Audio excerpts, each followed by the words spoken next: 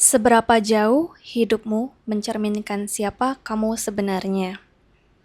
Bagi orang yang dapat menerapkannya, bukanlah keberuntungan kepribadian. Ini adalah pola yang konsisten dan aktif dijaga. Kebanyakan orang tahu mereka tidak seharusnya mengikuti ekspektasi orang lain, tapi tetap melakukannya karena kos sosialnya terasa terlalu tinggi. Sedangkan ada orang yang tidak hanya tahu, tapi benar-benar tidak melakukannya. Itu gap yang sangat besar antara pemahaman dan eksekusi. Sejatinya, jalur hidup harus dibentuk secara aktif oleh pilihan sendiri. Seseorang yang menjalankan hidupnya yang cukup aligned dengan potensi aslinya, bukan hal yang bisa dibilang umum.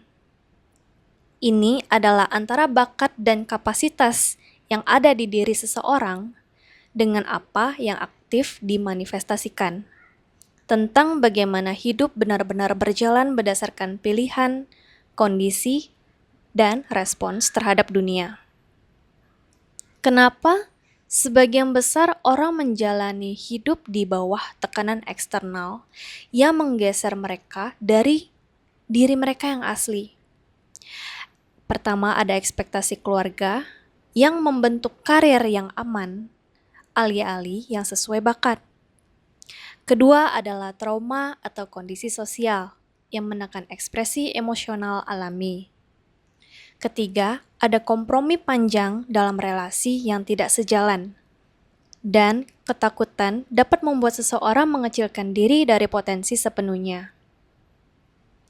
Faktor-faktor ini yang menunjukkan jarak antara siapa seseorang yang sebenarnya dan siapa yang ia izinkan dirinya untuk menjadi.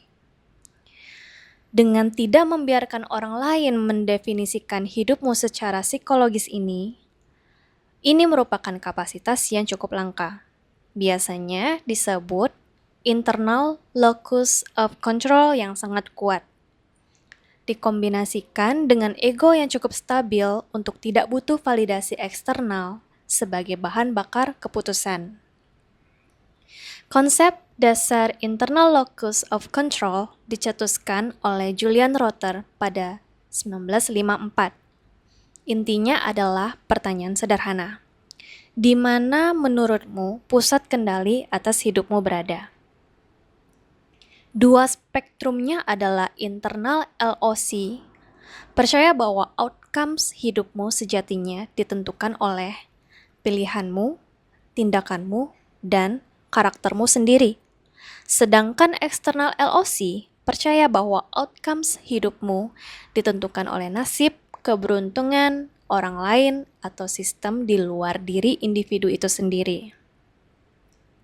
Maka dari itu, orang dengan internal LOC tinggi cenderung tidak menyalahkan keadaan ketika sesuatu tidak berjalan, tidak menunggu kondisi sempurna untuk memulai sesuatu, mengambil keputusan berdasarkan penilaian sendiri bukan konsensus mayoritas, merespons kegagalan dengan analisis bukan victimhood, dan melepaskan kendali ketika situasi di luar kontrol.